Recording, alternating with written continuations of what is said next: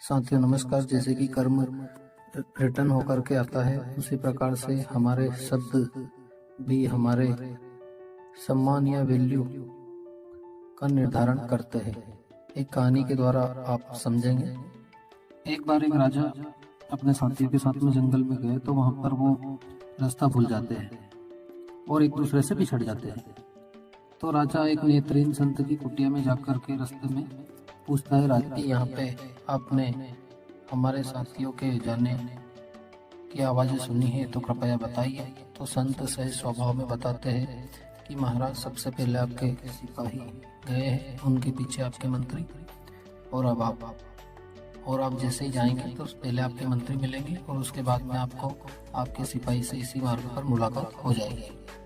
राजा जब जाते हैं तो उसी प्रकार से जैसे कि नेत्रहीन संत ने बताया था, उसी प्रकार से पहले मंत्री से मुलाकात होती है, थोड़ी दूर बाद अपने सिपाहियों से मुलाकात होती है। और अचानक राजा के मन में एक प्रश्न उठता है कि जो भी नेत्रहीन संत ने बताया था सही बात निकली, तो पुनः संत के पास में जाकर इस रहस्य के बारे में पूछना चाहते हैं कि आप नेत्रहीन होते हुए भी किस प्रकार से जानते हैं कि कौन सिपाही है, कौन राजा है और कौन मंत्री है। इस पर संत ने कहा कि महाराज, इसमें कोई बड़े रहस्य आंतरिक ज्ञान की जरूरत नहीं है। व्यक्ति के बातचीत से, व्यक्ति के द्वारा बोले गए शब्दों से पता चल जाता है।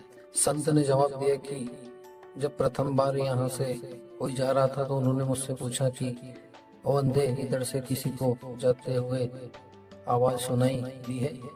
तो मैं समझ गया कि ये संस्कार विहीन या निचले पदों पर कार्यरत कोई संस्कार विहीन सिपाही हो सकता है।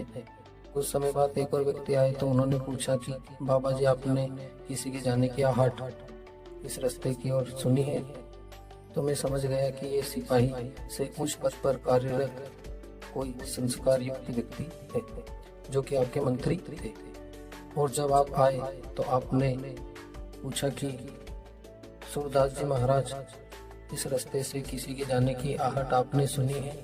तो मैं समझ गया कि आप मंत्री से भी उच्च पद पर एक राजा है, क्योंकि जिस व्यक्ति को जितना सम्मान मिलता है वो उतना ही सम्मान देता है।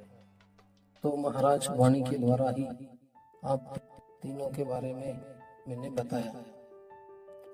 मित्रों, यहाँ पर कहानी हमें सीख देती है कि हमारी वाणी ही हमारे संस्कार को प्रदर्शित करती है, और जैसे हमारे संस्कार हैं वैसी ही वाणी का हम प्रयोग करते हैं।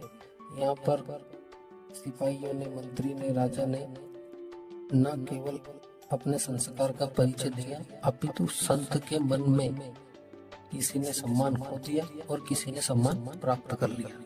हालांकि संत को किसी के सम्मान की जरूरत नहीं रहती है, पर समाज में सभी संत नहीं है, इसलिए हमारा सम्मान हमारी ही वाणी में छुपा हुआ है। और वाणी को बोलने में कंजूसी, अच्छे शब्दों के चयन में हमें नहीं करनी चाहिए, क्योंकि इसमें किसी भी प्रकार की धन संपत्ति की आवश्यकता नहीं होती है। वाणी के द्वारा ही हम किसी के मन में बैठ सकते हैं या किसी के मन से निकल सकते हैं। वाणी के द्वारा ही हमारे संबंध जुड़ते हैं या टूटते हैं। वाणी के द्वारा आप अपने दुश्मन बढ़ा सकते हैं या फिर आप मित्र बढ़ा सकते हैं। दोनों ही आपके ऊपर ही निर्भर करता है।